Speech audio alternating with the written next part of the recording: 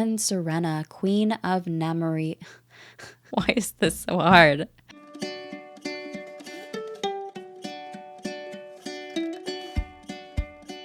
Hi everyone, my name is Kayla and welcome back to Kay's Hidden Shelf, where we talk about books. Today kicks off the first episode of Indie Spotlight. This is a video series that I've thought about doing for quite some time and I'm finally putting into action with the new year. This series is going to focus on upcoming releases or already released books that are on my radar or I've heard about, sound interesting, and I want to talk about and share with all of you as well. Another reason why I wanted to create this video series is because authors publish books far faster than I can read them, and I still want to be able to talk about and showcase these indie authors' books. While I might not be able to get to them right away, you might find them interesting, you might want to hear about them, so I wanted to create a video series that was dedicated to upcoming indie releases or indie authors' books that have already been released and I just haven't talked about yet on the channel. Now for each of these, I'll be sharing as much information as I can find, including cover, title, author, description, page count, release date, and so on. In terms of the genres of books that I'll be showcasing in this video series, it'll stick with my own personal reading tastes or books that just sound interesting to me, so mostly it will likely stay fantasy and science fiction, but we'll likely see some historical fiction and other genres thrown in. Honestly, whatever sounds interesting and up my alley and whatever I think you might enjoy as well. So let's dive in with the first one. That is Elegy of a Fragmented Vineyard by Caden Love. This is a debut for the author and releasing on January 24th. There's also an upcoming Kickstarter for this one, and let's go ahead and read the description. Forced to appease the policies of a foreign fiefdom, Fenrir must harvest organs from infants. 10 years ago, a new generation of children began to manifest abilities from the gods. Now, nearly half of the continent has chosen to graft these organs into adults, granting them their powers. Fenrir will no longer participate, but can he repent his sins before all morality is lost? Meanwhile, he will give all to preserve the process of harvesting, silencing those who oppose her people. Will this land of peace resort to a barbaric practice of war? In a battle of preservation and progression, there can only be one victor. I actually received an e-arc for this one, and I'm really hoping to get to it before release, as this sounds really interesting. Now, I did have some concerns with the harvesting of organs from infants.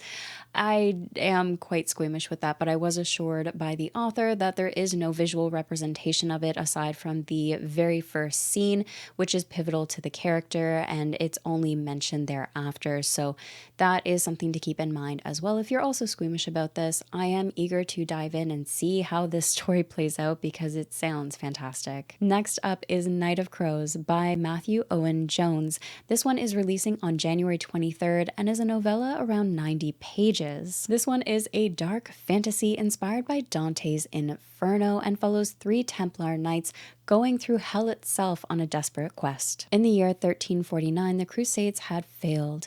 The Holy Templars were disbanded and the Black Plague swept through Europe, plunging the continent into darkness. Christianity itself stood in the shadow of what many believed were the final days. Amid the chaos, a desperate plan emerged from the ashes of despair. 3 knights, chosen for their unwavering faith and indomitable conviction, set forth on an extraordinary quest into the very heart of hell. Among them is Antonio Faria, a master swordsman, burdened not only by the weight of his faith, but also by his inner demons. Now, I recently read The Shepherd by Matthew Owen Jones, and that was a phenomenal read, so I'm really looking forward to reading more from this author. Next is The Rest to the Gods by Joshua Walker. This is releasing on January 9th, so by the time this video comes out, it should be available for you to check out if you're interested. Now, this is a novella at 124 pages and is a prequel to an upcoming series from the same author called the Song of the Sleepers series. The author's own pitch for this was the Wheel of Time meets Redwall, part coming of age, part alternative timeline, and part epic fantasy. Let's dive into that description. On the peak of the mountain pass, the Four-Front War takes its final breaths. The walls are closing in. The allies are dwindling. The last front is on its knees. The description is short and sweet. I love the elevator pitch from the author, and this is also their debut. Next is Don't Bloody the Black Flag by James Lloyd Doolin. This is releasing on January 24th and is another prequel novella set 200 years prior to the events of No Heart for a Thief. Let's take a look at that description. The fight for peace is often a war. To end nearly a century of war plaguing Enna, a clan of nomads plans to bring leaders from the four nations together.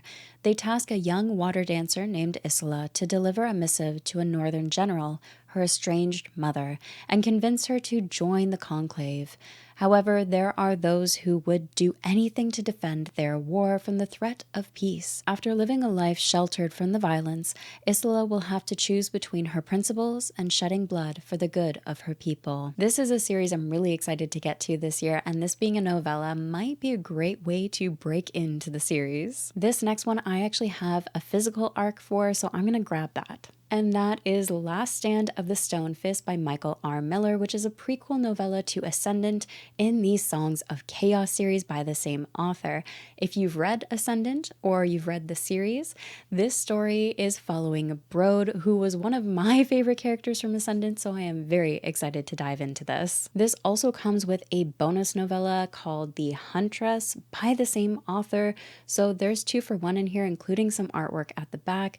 I did a YouTube short to showcase what this looks like and everything that's in it in case you're interested in seeing more, but the hardcover of this is releasing on January 23rd. Now, if you haven't read Ascendant or the Songs of Chaos, the author recommends reading Ascendant first, as this novella may contain spoilers, minor spoilers, for Ascendant. I would tend to agree. I think it would be better to read Ascendant first and then try out this prequel novella, as you might get the best experience from it. This edition with the 2 novellas, including some artwork at the back, is 228 pages. Let's dive into the description. A troubled past, war in the present, a dark future. Brode grew up a bastard in Athra, looked down upon as a child of chaos. Sent away to the Dragon Riders as a squire, he counted it his luckiest day when Silas Brightbark of Coden vouched for him to join their ranks. Now a champion in the order, he faces the largest incursion the world has ever seen. Sent on a far-flung mission to the disputed lands, Brode and Silas discover a remote town not on any map. It's a town of outcasts, of broken people, of folk that order has forgotten. As a scourge swarm gathers nearby, Brode and Silas face the toughest fight and decision of their lives. Now, this is also available from the author's mailing list if you want to check that out. And again, I'm just super excited to dive into a character that I love so much from Ascendant. So those are some upcoming releases. Let's talk about books that have already been released. First up is The Black Crown by John A. Douglas, a fantastic booktuber and now a debut author. This is book 1 in the Age of Adventure series, released on November of 2023, and it is a coming-of-age epic fantasy. It is 656 pages, and let's go ahead and dive into that description. The Crown Pantheon, authoritarian rulers of Allspire slaughtered the marauding orcs by the tens of thousands and returned peace to the continent of Evergrad. But among the many half-orc bastards left in the wake of the war, one was Prince Rhaegoth Brightsorn, son of the notorious warlord Thorgoth, and Serena, queen of Namurai, the sole human-ruled kingdom. After 17 years of isolation, Rhaegoth is cruelly forced out of his life of luxurious comfort and into exile on the eve of his royal crowning, before he can receive his gilded mark, the magic seal that proves his royal birth. Unable to prove who he is or return home, he embarks on a quest to reach his father's tribe, the Sunderfang, in the lawless wilds of the Dreadmoor. But his venture is not taken alone. He earns the company of Cortland Lowhelm, a pugilistic human farm boy, hell-bent on finding a legend to fill, and Deneth, a compassionate, if helpless, elvish goodwill worker. To ensure safe passage, they acquire the services of Val Mora, a world-weary veteran adventurer down on her luck. Together they cross the kingdoms of the Crown Pantheon with nefarious forces seemingly at every step. This also says it is packed with action, political intrigue, found family, vengeful dragons, dark abominations, but most importantly, orcs. Next is Spark of the Divine by Louise Holland. This is another debut for a new author and is book 1 in the Calorac Chronicles. I hope I pronounced that okay. At 496 pages, this was inspired by a years-long Dungeons & Dragons campaign. This features reluctant heroes on a quest to save a god as the fate of the realm hangs in the balance. It's also high fantasy based on a true story. So let's take a look at the description. Save the gods. Save their realm. As a divine, May wields her strange gifts working as a mercenary until a simple rescue job has the crew uncover a plot to steal divinity from the gods. And when the god May serves is attacked, she must find a way to restore their power before the entire 7 realms will be thrown into chaos. With the kingdom of Altea already on the edge of war and the divinity of all gods at stake, the crew must travel beyond their country and their realm to save it. But each member has their own agenda, and forbidden romance and deadly betrayal threaten to break them apart.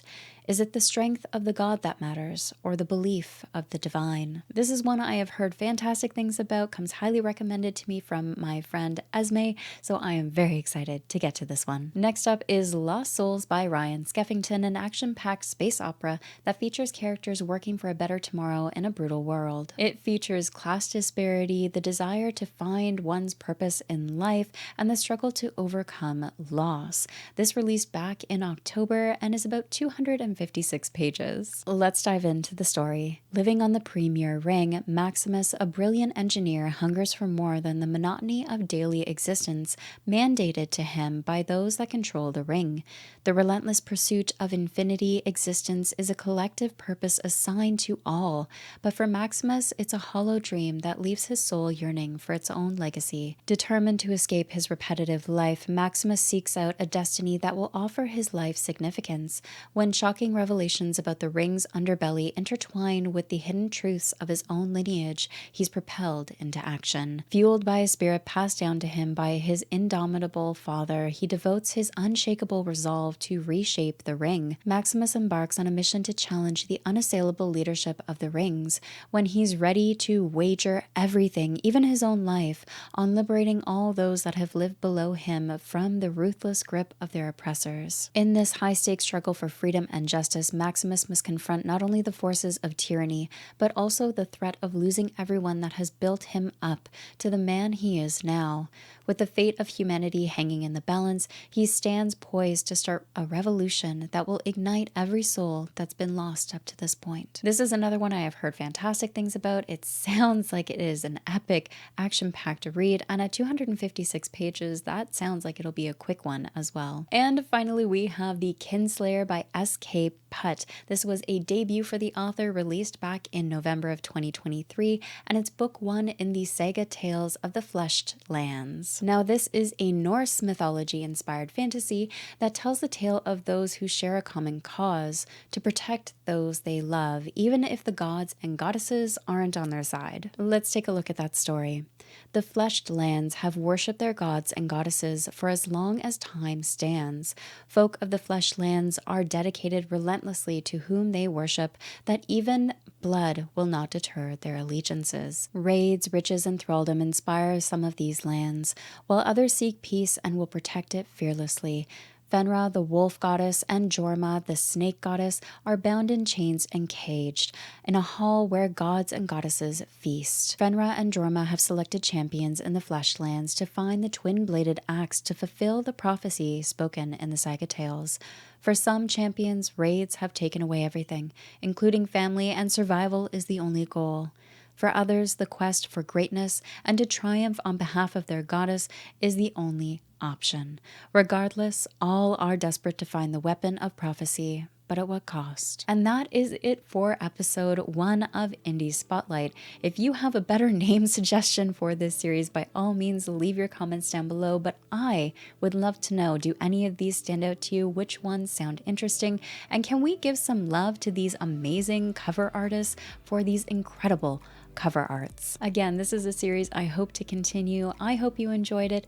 And as always, thank you so much for watching and take care of yourselves.